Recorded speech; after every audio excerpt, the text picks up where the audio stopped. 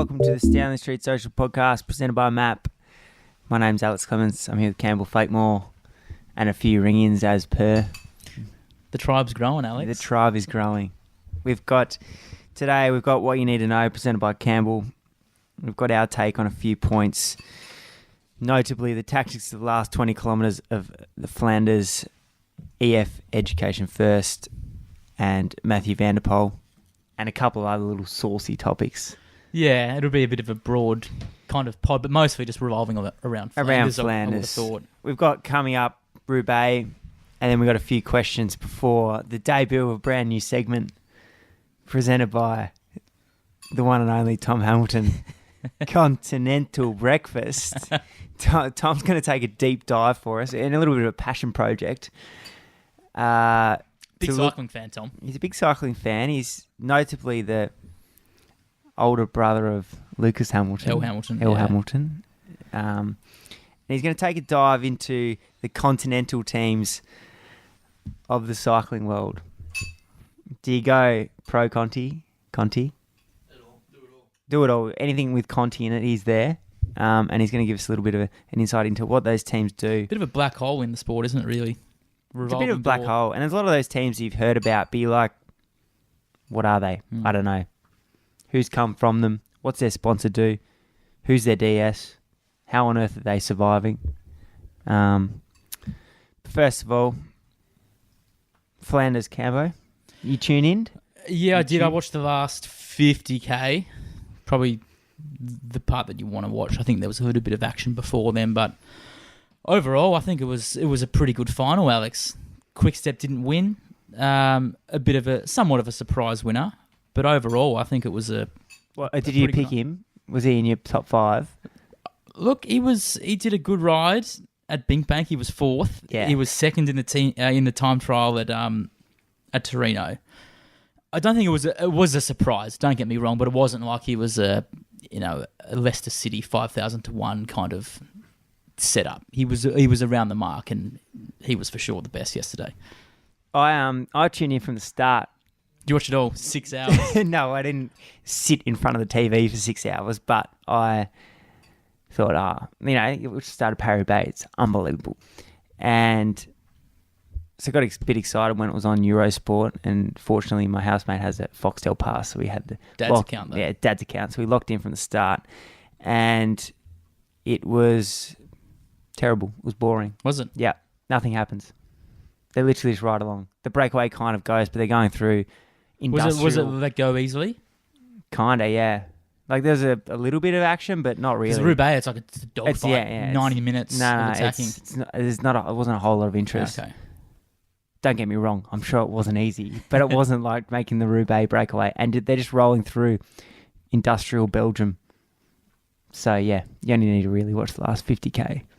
I may as well just go through the results quickly, and then, like you said, we'll get onto the actual nitty-gritty a bit later. But it was Bettiol in first, Asgreen in second, and Christoph in third. So it was a pretty wild podium, really. I don't think if you had picked out that trifecta, you'd probably be retiring tomorrow, I would have thought.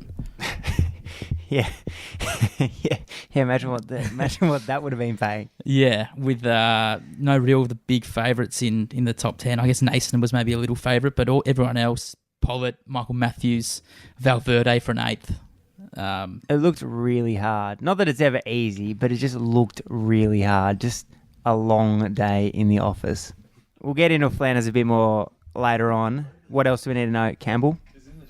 Tour of Thailand was on recently, and Ryan Kavanagh, who he comes and goes in and out of form like you would not believe. This bloke, I think he's from Brisbane. He can be the fittest bloke in the world, or he can look about 90 kilos, and it all fluctuates super quick. But he won a stage by 5 minutes solo. If this had been an Iranian or a random old Spanish guy, there'd be a few alarms. But because he's Australian, he gets let off the hook, doesn't he? You know, on these Asian races, you see someone win by 5 minutes, and you're like, dodgy. Petrochemical team. Yeah, the Tabriz Petrochemical. But I don't know. It's, Does that lead into a bit of a comment we got this week? Look, maybe we can just leave that for a little bit later in the piece, or you want to? I think it hits the point of assumption. as the lead, do you want to take the reins on this comment? We just got a comment on an article that an old article that Adam Phelan wrote about Luke Parker, who is an ex-amateur rider, and the whole article was about the under-23 scene and how hard it is and why on earth people do it when it is so hard, but then also articulating how hard it is when people just think you're sitting in Italy sipping lattes on a Lega Maggiore. So, but anyway, the comment is, making it involves using a needle. You think shithouse Aussie triathletes riding in the biggest under-23 doping teams make it by learning a language? Come on, you all cry about not making it, but never speak of doping. And kiss ass of the likes of Rabo Alumni Heyman. Well, it's good that he's hiding behind a nice alias. Yeah. And, his name is Taffy Help Me Ride a Bike. So maybe he was a doper as well, hanging around the likes of Taffy et al. in the late 90s. I can see what you said before about the Asian. If some random bloke won it, there's that perception in the punting community. It's like if it's not meant to be, then on the gear. He's probably referring to a bit more about the past, which cycling doesn't have a great past. Yeah, but right. There's still that assumption. Well, why I'm so strongly on this comment, Alex, is just the part where he says making it involves using a needle. You and I, we were in the under-23 program where having a Coca-Cola or a Panadol was a big no-no. So I think if we... that was extremist. I know, it was very extreme protocol that the AOS had, but that was the case. So I think that's why we feel so strongly on this, is because we had nothing, no Coke, no Panadol, no nothing, and a lot of us came through that program and have gone on to be professional. And guys like Caleb Ewan, Jack Haig, who are now almost world leaders. Michael Matthews came through the program, Rowan Dennis. All these guys have made it without using a needle. So I think Taffy helped me ride a bike is a little bit incorrect with his comment. And some sad news from Spain, out of Hobart. Yeah, Nathan Earl snapped his femur at GP Indurain on the weekend. So I think he will be flying back to Australia whenever that settles down and he can fly. So that's a big dent in his season. The team was they're in the Giro. He was probably around the mark, so he's not going to be doing that, which is a big out. And it's going to be hard for him to bounce back, having to go back to Australia and try and regroup from a snapped leg. So that's really disappointing news.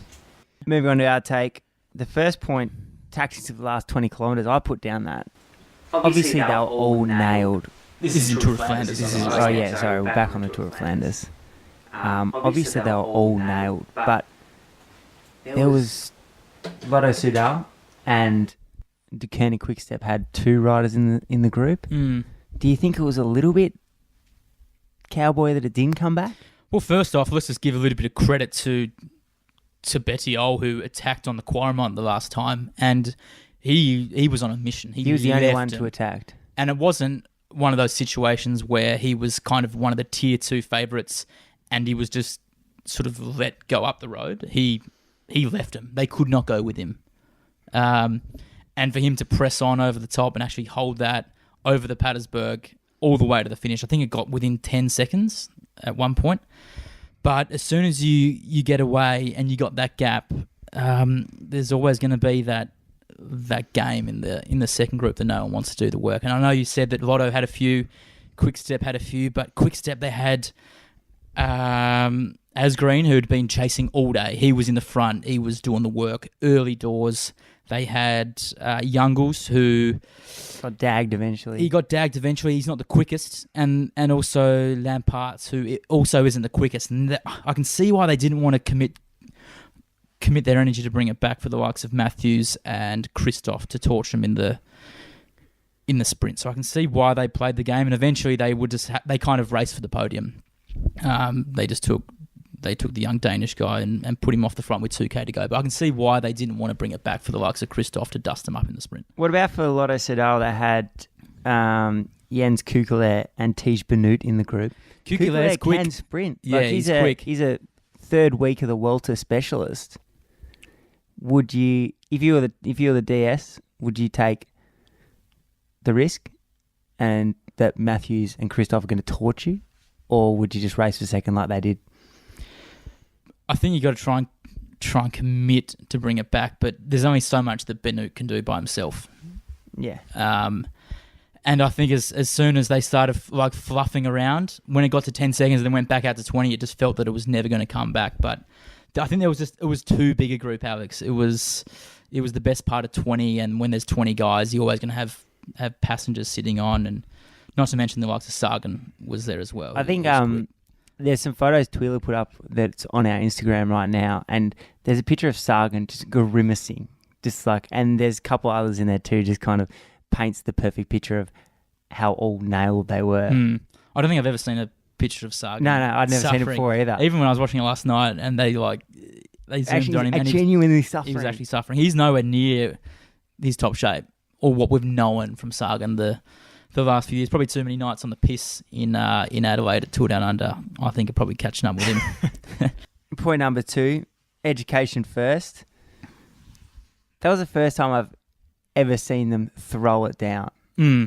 Like it was impressive. They were unreal. It was impressive. Like I think Pat Shaw and I talked about this a couple of months ago, that they've always been that team you kind of just thought, well, they're there, like they don't really do anything. They might pop up. They always develop super riders, but they seem like they can just never have enough cash to hold on to them. Yeah, but they just don't seem to be a winning team. But this year they seem to have really got things together. And you look at the list, you look at the individuals. I mean, Taylor Finney's nowhere near what he used to be after he snapped his leg at the national championships. But they've also got Langeveld, who's an experienced campaigner, Van Mark, who went in as the favourite, and those two in the end were doing the job for Bettiol, who he was at BMC last year. So another rider from BMC who, as soon as he leaves BMC, like Oss did a few years ago, they start to really come good in the classics.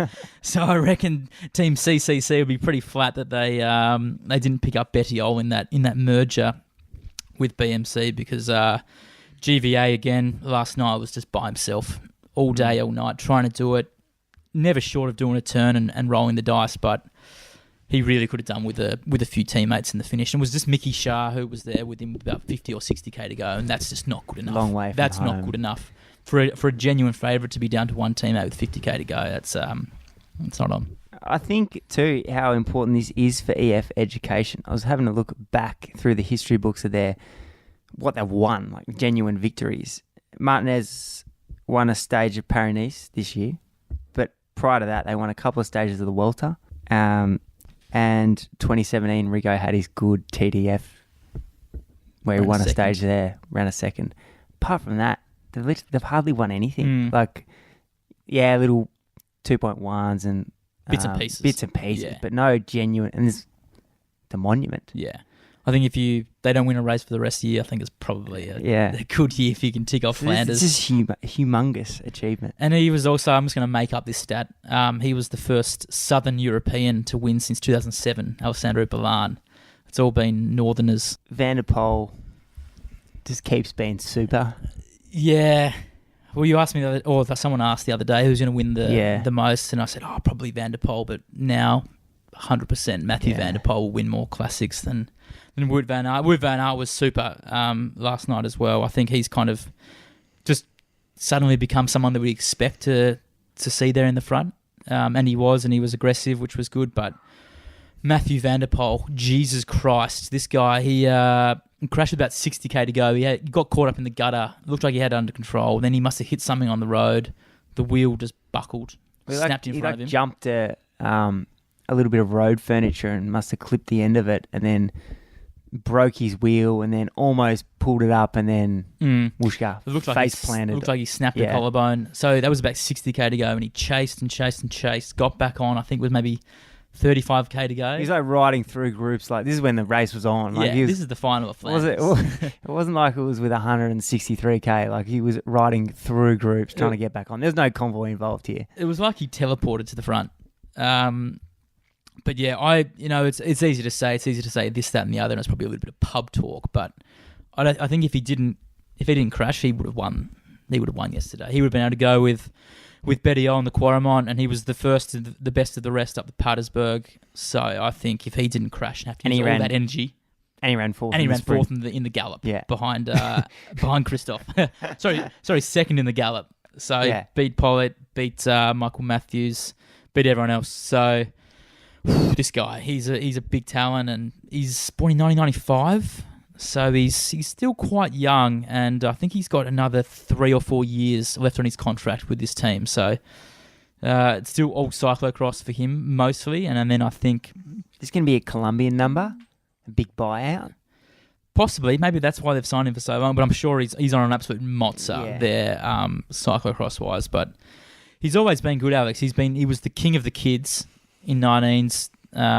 23s, he was good. I remember racing him at Tour of Alsace. He was redonkulous. So I think it's only a matter of time before he wins a big race. I'm not sure whether I don't think he's doing Roubaix. I think he goes and does the Ardennes next. So Amstel Gold, I think he's a genuine danger man. Your thoughts?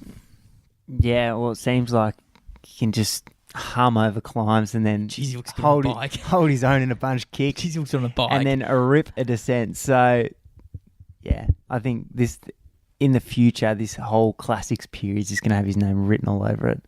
Just another one on Flanders, the defending champ, Nicky Terpstra.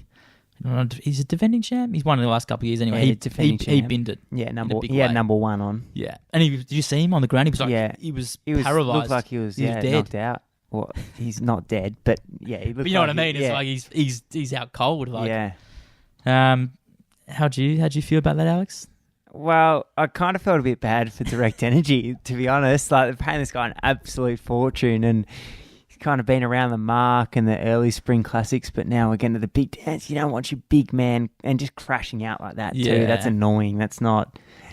It wasn't good enough. They didn't get actual race footage on it, so you don't really know what caused it. But yeah, you'd be throwing the remote at the TV if you were back in Direct Energy right at that moment.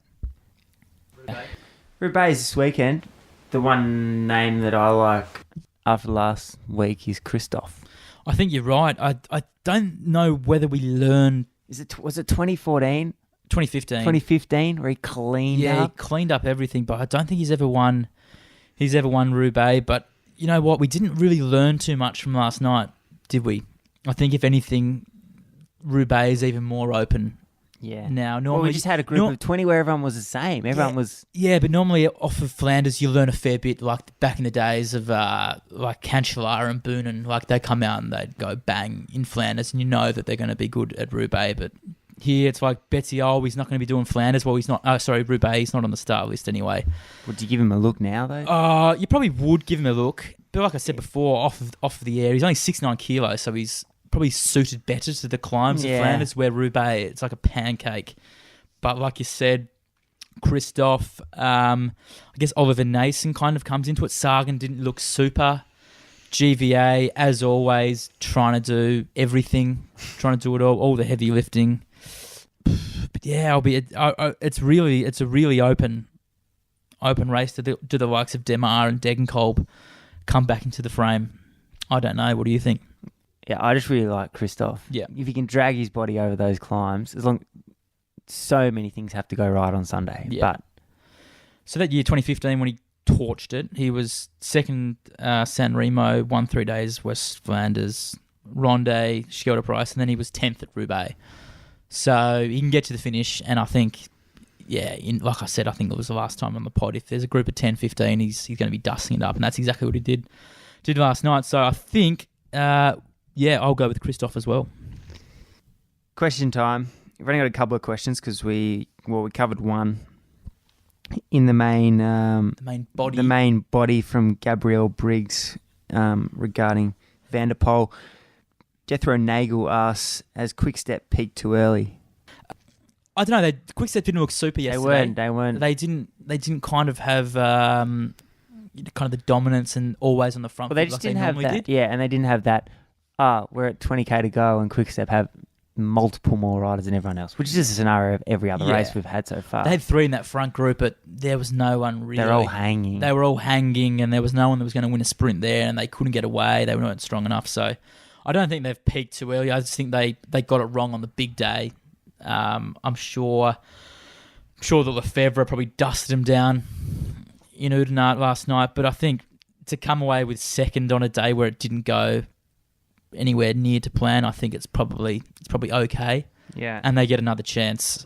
In Roubaix, it's probably not quite a bigger race as what the Ronde is for them, but I don't think they've peaked too early. And if they were to not win on Sunday, I think it's still been a pretty good spring despite not winning one of the big cobbled classics. Don Parsons asks, Sagan didn't look too strong. Has past years taken a toll on him? What does it mean by past years? I don't know. Maybe just, how old is he now? 28. He's pretty young. Is he only 28? He's only 28. He's done it all, mate. Really? He's 28? Born in 1990. Yeah. Yeah, wow. Yeah. So he's not That's that old. unreal. He was winning green jerseys when he was 22, the Tour de France. He's just not at the condition he was. No. He's not at that kind of point where he normally gets to, where he can just literally play games with everyone else. Yeah. Just like do whatever he wants. I still never seen him suffer. Yeah. But there was alarm bells in that last pod where he got dropped in E3. Yeah. Just, you never see that. And you thought, well, if he's in that sort of shape, there's only so much you can do in a week. Well, normally he's clearing mountain passes. Yep. Yep, he can do it all. And I don't know, but you just can't write this bloke off, can you? You just wouldn't be surprised if he came out at Roubaix and did the business, but he definitely does not look anywhere near his top shape. Yeah. And grab the roaming mic, mate. Yeah. Sorry. Back to Riley the two-man.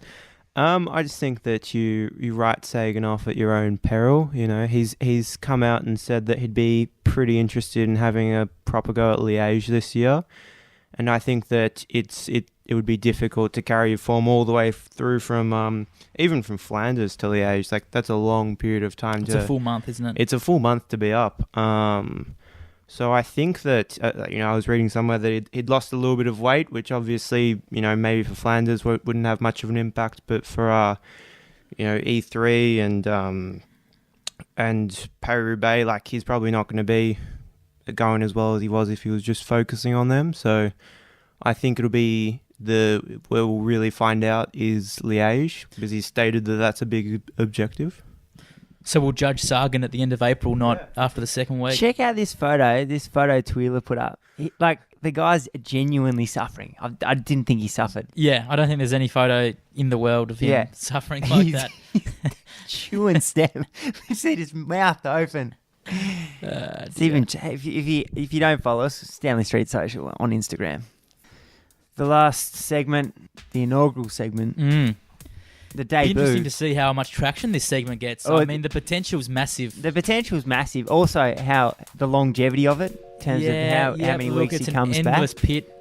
Will his motivation hold up? That's the question. The research has been done. He's a hard-working man, as we know. We know he works 96 hours a week at the office, but he's also managed to find a little bit of time to make a plan for the Continental Breakfast, brought to you by Tom Hamilton. Dimmy, talk to me, Tom. The pilot segment. Campbell. Alex. Is this going to go to the listener feedback to see if it gets round 2? Well, I think it has to. It's not going to be to the detriment of your podcast, but I'll ask the question. Have you ever been watching a race and thought, who are these guys? Well, the Continental Breakfast is a completely unprofessional look into the backorders of semi-professional continental cycling, and will bring forth a brief synopsis of minor teams with big histories, infamy, or little to no relevance. Sit down, get comfortable, and get ready to delve into the strange and beautiful world of continental cycling. The Continental Breakfast. The Continental Breakfast. Campbell. Dimmy. Alex, week 1. The pilot of Broken the Rules. Technically not a continental cycling team. Technically not registered with the UCI. Week 1, Team 1, Zelf. Now, if you've seen any amateur racing in Italy at any point in your life, you know, they're probably the most prominent under 23 amateur team. You both would remember racing Zelf. Absolutely. They were the Thoughts, feelings, emotions? It seemed like they had a squad of 90. Yeah. And they were the kings of the kids, weren't they? It was They were like, big name. If you rode for Zalf, you're a big name in Italy. It was like coming from Tasmania, going to like a like I remember the national champs for soccer, and you saw like the New South Wales Metro boys or the Vic Metro boys, and it was kind of the same thing when you saw Zalf. It was like and all that sort of sharp business. salads. Yeah. You just know that they're the big boys on campus. They got the Pinarellos. They got the big sponsors. Yeah. They've got the bus. Yeah, they're sort of all the bells and whistles. So speaking of sponsors, so Zelf, as part of my in-depth analysis into the team, they actually manufacture house, day and night furniture. Don't ask me what the difference is. TV sets, beds, bedroom furniture, which we love, office, wardrobes, and they're all made in Italy. So this is a proper Italian team we're talking about. Why does a furniture company sponsor a cycling team? Why not? Why does a Quickstep flooring company? I don't know, but they've been a sponsor for so long. Campbell said to me once, if you're not in your shoes, you're in your bed. So buy good of both. So maybe I think that's somewhat how it went. Anyway, moving forward, alumni, huge. Now I know alumni. sweet FA when it comes to cycling technically, but I can recognise some of these names. So you got Ivan Basso, Ivan the Terrible, twice a Giro winner, Tour de France stage winner, and he also snuck in a cheeky Japan Cup there. That was on his top. I'm sure that's the one he relishes most, that Japan Cup. Michel Scarponi was a Giro winner. Alessandro Ballan was a world champ. And he also won Tour of Flanders. He did, yeah. Damiano Cunego, is the Italian prince, wasn't he? The Little Prince. The Little Prince? Yeah. Damiano Cunego. Yep. Now, this is a good alumni. This is like all of the names. I'm not Yeah, even, they're like picking from the best of the best in Italy. that's how they go about their business. Like I think there was one year where a Norwegian won the under 23 world champs. Next year's run for Zelf. It's just how it works. You've got Paolo Longo Borghini, if that's how you say his name. You got Pozzovivo, Danny Oss, Gianni Moscon. Now, this is where it gets good. So, Sasha Modello, he's a dual stage winner of the Giro. He's with EF. So, this is my favourite, Oscar Gatto. So, he's a Giro stage winner, currently riding in the Pro Tour. His nickname is Oscar the Cat because his surname, Gatto, is the Italian word for cat, and his first name is Oscar. How they got that, I don't know. Aussies, the only Aussie that I know of that's ever ridden for Zelf is Gino Bates, who's obviously quite prolific in the Australian cycling scene. Basically, so Zelf have had 85 professionals that come out of their team. So that's, I don't think they're Over how many years? How many years, yeah. Since 1982. What's the quick math on that? Per 37 year? years, yeah. But Sorry. So what's that? Well, give us a ratio. You're running a couple a year. You're at least you're getting 2 fingers worth. It's about the same ratio as what AIS was doing, but they've been doing it for 30 years, 37 years. That's ridiculous. That's a ridiculous strike rate. They've been turning kids pro since Adam was a boy. So basically, team results, they've won it all. Capodaco, your Trofeo Pivas, your Poggianas, your Belvederes. Just all the Belvedere. Belvedere, yeah. All the big one dayers. Yeah, you know. and even I've heard of those races. So well, you've done a lot of them, Tom. Let's wow. You have been in the scene before. You try and detach yourself, but you've been in the thick of it. Yeah, we won't say the thick of it. Well, I was probably a bit thick. Wasn't the thin of it, really, was it? Otherwise, I'd still be doing it. Just the kit. I thought I'd touch on the kit. Good kit. It is probably the best kit. kit. It is a good kit. Could be the best kit. It's been the same for 37 years, so it's got to be on a winner. I don't know. Tell me I'm wrong. You can. Comments will be disabled for this segment. Green top half, red and white stripes over the guts, navy shorts. It's Italian. It's good. It's flary, but it's recognisable anywhere.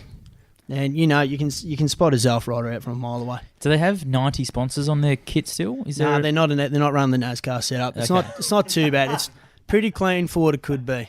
Which is very un-Italian, isn't it? Really. Well, yeah. Traditionally, they have ran it's even their soccer kits. They look filthy. Sponsors galore.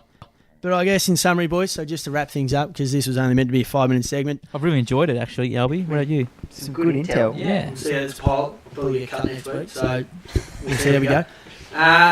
They are the big man on campus in the under-23 Italian amateur scene. Like, there's no denying it there. They're the bee's knees when it comes to the U23s in Italy.